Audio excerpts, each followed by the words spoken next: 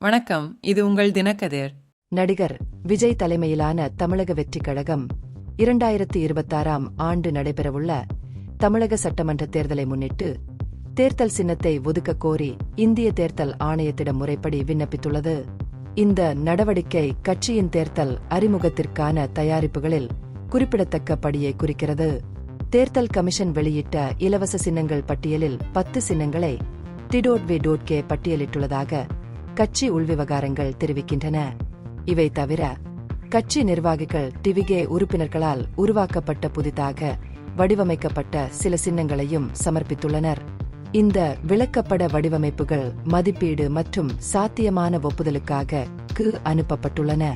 ECI-இன் விதிகளின்படி பதிவு செய்யப்பட்ட ஆனால் அங்கீகரிக்கப்படாத அரசியல் கட்சிகள் 15 இலவச சின்னங்கள் வரை பரிந்துரைக்கலாம் மற்றும் பரிசீலனைக்கு புதிய வடிவமைப்புகளையும் பரிந்துரைக்கலாம். இறுதி முடிவை எடுப்பதற்கு முன் தனித்தன்மை, பொருத்தம் மற்றும் காட்சி தெளிவு போன்ற காரணிகளின் அடிப்படையில் ஆணையம் முன்மொழிவுகளை மதிப்பாய்வு செய்கிறது. TWK-இன் சின்னம் தேர்வு இளைஞர் அதிகாரம் மற்றும் அரசியல் மாற்றத்தின் முக்கிய தத்துவத்தால் வழிநடத்தப்படும் என்று கட்சி வட்டாரங்கள் தெரிவித்தன. எங்கள் இலட்சியங்களை உள்ளடக்கிய மற்றும் மக்களின் அபிலாஷைகளுடன் எதிரொலிக்கும் சின்னத்தை தேர்ந்தெடுப்பதை நாங்கள் நோக்கமாக கொண்டுள்ளோம் என்று கட்சியின் மூத்த தலைவர் ஒருவர் கூறினார்.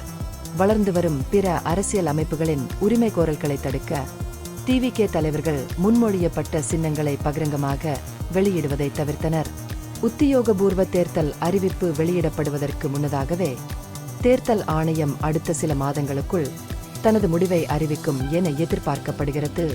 இந்த பகுப்பாய்வு நுண்ணறிவுள்ளதாக கண்டால் முக்கியமான அரசியல் முன்னேற்றங்கள் குறித்த கூடுதல் புதுப்பிப்புகளுக்கு லைக் செய்யவும், ஷேர் செய்யவும், சப்ஸ்கிரைப் செய்யவும். இது உங்கள் தினக்கதிர். நன்றி.